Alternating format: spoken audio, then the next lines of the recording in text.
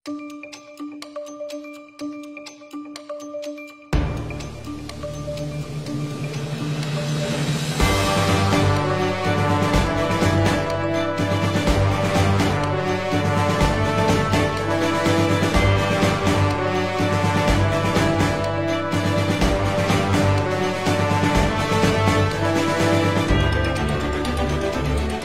hapon. Narito na ang PIA News Cordillera. Ipinag-utos ni Pangulong Ferdinand R. Marcos Jr. na ibalik ang dating hitsura ng Maharlika Livelihood Complex sa Baguio City. Ayon kay Mayor Benjamin Magalong, nagkausap na sila ng Pangulo para sa pagpapaayos at restorasyon ng complex. Matatandaang ang Maharlika ang natitirang livelihood project na inilunsad ni dating First Lady Imelda Marcos noong early 1980s. Una nang nagkaroon ng turnover ceremony kung saan ipinasakamay na ng Human Settlements Development Corporation sa pamahalaang panglunsod ng Baguio ang pamamahala sa pasilidad. Talagang instruction niya sa akin. Instruction niya talaga, specific na instruction niya sa akin. Kaya tuwan-tuwa siya, sinabi ko, yes sir, that is the intention. Lalo-lalo na yung design sa taas, yung kanya, kasi nawala na yung kanya. Nagdagdag sila ng kung ano nung dinagdag nila dyan. Kaya siya doon nakatampo siya doon. Nakatampo siya doon. In fact, pinadala pa niya rito mismo si Secretary lang na Mayor para pag-usapan. And during last year's meet sa PMA, pinanggit ko sa kanya, pinakita ko sa kanya yung plan. Sir, ito yung plan. Sabi niya, oh, very good, very good. Kaya tinatanong niya uli. Nagtatanong uli siya. Sabi namin, sir, talaga i-restore namin. Pero siyempre, yung unahin muna yung external muna. Tumanggap ang 5 Agrarian Reform Beneficiary Organizations sa Benguet ng Farm Machineries kamakailan. Partikular na rito ang Kibungan Arabica Coffee Growers Multipurpose Cooperative at Kapangdanan Bakawag Agrarian Beneficiaries Farmers Association ng Kibungan, Bakun Farmers and Employees Multipurpose Cooperative, Central Poblacion Atok Multipurpose Cooperative at Indigenous Peoples Farmers of Agpay Association ng Tuba. Kabilang sa ipinamahaging makinarya ng Department of Agrarian Reform ang 8 hand tractor o power tiller, isang pelletizing machine, 15 grass cutter at isang vacuum sealer. Ang pamamahagi sa mga makinarya ay sa ilalim ng Sustainable Livelihood Support Project at Major Crop-Based Farming Program ng DAR. Sa paggunita ng World No Tobacco Day, muling iginiit ng mga kinauukulan ng pagpapahalaga sa kalusugan at pag-iwas sa paninigarilyo. Si Debbie Gasingan para sa report. Hinikayat ng isang doktor ang mga naninigarilyo na itigil na ang naturang bisyo para na rin sa ikabubuti ng kanilang kalusugan. Ayon kay Dr. Endrixi ng Baguio General Hospital and Medical Center, malaki ang benepisyo ng pagtigil sa paninigarilyo at hindi pagsubok sa naturang bisyo. Halimbawa, 1 week na yung carbon monoxide levels sa katawan, bababa na po ang carbon monoxide levels. Within 1 year, yung risk po nila sa heart attack, bumababa na po by half. And then pag tumagal na yan na 5 or 10 years na silang hindi naninigarilyo, yung risk nila for cancer, bumababa na rin po. Aabot na rin to the point na yung risk nila ay katulad na po ng non-smoker. So, kaya ini-encourage namin yan kahit gano'ng katagal na po naninigarilyo or bagong start pa lang naninigarilyo, maganda po itigil na po natin. Stop po na. It's never too late to stop smoking. Sinabi rin ito na mayroong smoking cessation clinic ang BGHMC at iba pang health centers kung saan maaaring magtungo ang mga individual na gusto nang itigil ang paninigarilyo. Nagpro-provide po kami ng counseling doon, and then at the same time kung talagang kailangan ng supportive medicine, nagbibigay rin po kami nagpe-prescribe kami ng mga gamot po yun. No? So, pati po doon sa mga ibang health centers natin, meron din po mga several smoking cessation clinics. Maaari nyo rin pong puntahan doon. Itanong nyo lang po doon sa mga doctors and nurses na naka-duty sa mga health centers natin kung meron pong program. Pero yun po, we have smoking cessation clinics over Baguio and Benguet. And kung gusto nyo pong magrekomenda or mag-refer ng pasyente, is very welcome po sila.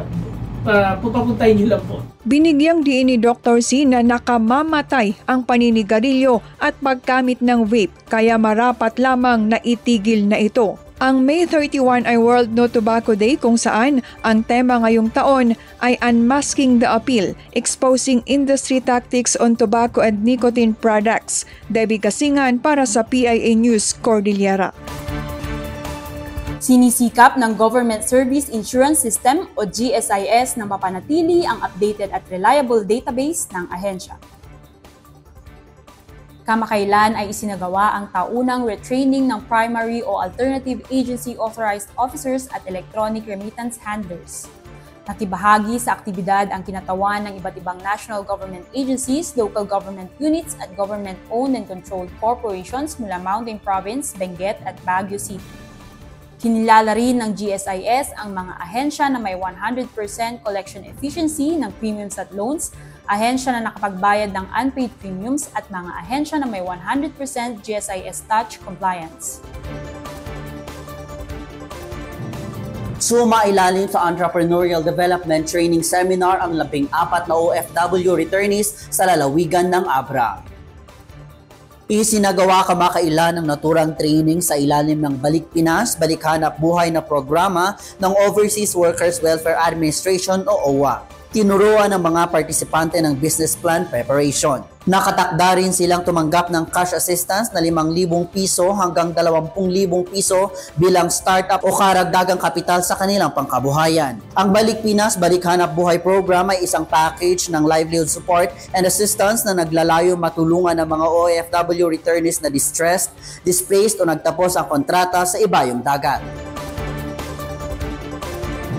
Binigyang diin ng Bureau of Fisheries and Aquatic Resources o BIFAR ang kahalagahan ng pagre-rehistro sa kanilang registry system. Pagpaparami ng iba pang klase ng isda sa rehiyon, tinutukan. Narito ang report ni Debbie Gasingan. Hinihikayat ng BIFAR ang mga mangingisda sa rehiyon na magrehistro sa Fisherfolk Registration System o FishR. Layunin ng registration system na mapabilis ang data-related processes para sa mangingisda at alinsunod na rin sa Philippine Fisheries Code of 1998. Adangay ti provincial offices tayo, ita probinsya, or mabalin mo't lang ijay OPAG, ijay agriculture, mabalin kayo nga masilik ijay kahit kuman nga agtarakan ti fisheries katulungan na kayo kasi partner mi mo't isuda. Uray ijay munisipyo, mabalin kayo mo't lang nga masidag ijay Office of the Municipal Agriculture. Ang mga mangingisda na hindi pa nakapagrehistro ay maaaring bumisita sa malapit na Municipal Agriculture Office sa kanilang lugar upang magrehistro. Sa ngayon ay mahigit 53,000 na ang bilang ng mga rehistradong mangingisda sa Cordillera. Magamat mababa ang produksyon ng isda sa rehiyon, sinabi ni Fermin na may ambag pa rin ang Cordillera sa produksyon ng buong bansa. Nananatiling ang Ifugao ang may pinakamataas na produksyon ng isda sa Cordillera na sinundan ng Abra at Benguet. Because of the Magat Dam, Magat Dam, it's in Alfonso Lista, and even in Aguinaldo, Ifugao, dakkel mo lang ti production, dakkel lamot Ifugao, nagdadakkel to nila dati production data kita. In-encourage mo nga iti tao nga ag-produce mo't iti hito, and we have an advantage. Malinis ang tubig natin nadalos nga iti danom tayo. Bukod sa tilapia at hito, isinusunod ng BIFAR ang pagpaparami at pag-aalaga ng loach o yuyo sa mga rice fields sa Benguet, Mountain Province, Ifugao at Kalinga. Debbie Gasingan para sa PIA News, Cordillera. Isinagawa ang Aldao ti Panagkalap o Harvest Festival sa Barangay Sumadolwan, Tinglayan, Kalinga, kamakailan. Ilang kilo ng tilapia ang nakuha mula sa fish ponds ng Sumadol Fisherfolk and Farmers Association. Detalye hatid ni Rod Asurin. Matagumpay na inani ng mga miyembro ng Sumadol Fisherfolk and Farmers Association sa Tinglayan ang ilang kilong tilapia sa kanilang palaisdaan bilang bahagi ng Saad in the Cordillera, Aldao ti Panagkalap o Harvest Festival. Ang asosasyon ay kabilang sa mga benepisyaryo ng Special Area for Agricultural Development o SAAD program ng Bureau of Fisheries and Aquatic Resources o BIFAR. Sinimulan ang programa sa nasabing lugar noong nakaraang taon. Nasa ikalawang yugto na ngayon ang programa. kung saan tinuturuan ng mga miyembro ng mahalagang kasanayan gaya ng leadership at bookkeeping training bilang paghahanda sa pagpapatakbo ng kanilang community-based enterprise. Pastay ti leadership, mapantay ito matunan ti bookkeeping, values formation, kanda dumapay nga training. Stop no itikas tangay kat agbalin kayo lain kayo ito nga mang imanihar, mang i-manage ito nga organization nyo, kat sapay kuma, tagbalin kayo ito nga milyonaryo nga co-op. Plano rin ng asosasyon na maging isang kooperatiba at palawakin ang kanilang produksyon. Layunin nilang pumasok sa iba't ibang kabuhayan gaya ng pagtitinda ng gulay, paggawa ng bagoong at tuyong isda, at micro-lending kapag lumaki ang kanilang pundo. Pagtitinulong kayo gaya madasitas lang activities panggat dahil nga programa sa gobyerno. Kat nagmayat sa hantay ko mga maumumang i-accept na dito ng programa at mas manay na yun ang knowledge tayo panggat dahil pinagtasarakan dito tilapia.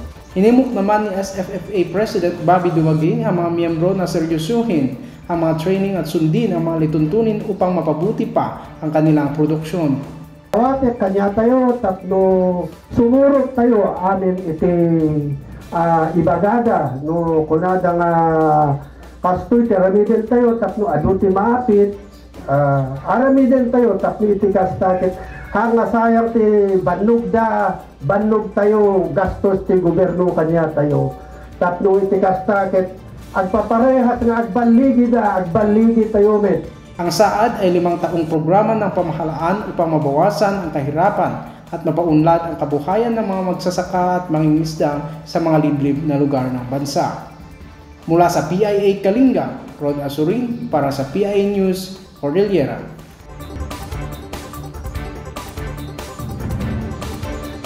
Inaasahang mas mapabuti at maibibigay ang dekalidad na edukasyon sa mga learners ng Losad Sabangan Mountain Province. Una nang pinasinayaan ang bagong school building ng Sabangan Central School sa Barangay Losad. Ang 4 na palapag na bagong school building ay may 8 silid. Pinondohan ito sa ilalim ng 2022 Quick Response Fund at naipadupad noong 2023. Matatandaang nasunog ang naturang paaralan noong Enero 2022. Mahigit 200 na residente ng Barangay Kadaklan sa Kalanasan, Apayao ang nagbenepisyo sa Mobile Health Initiative ng Pamahalaang Panlalawigan. Kamakailan ay dinala sa naturang barangay ang Project Butsi kung saan kabilang sa mga serbisyong inilapit sa komunidad ang medical consultation, eye check-up, libreng eyeglasses, basic laboratory services at dental procedures. Bukod dito ay nai-refer din sa Social Welfare and Development ang 120 katao para sa financial assistance.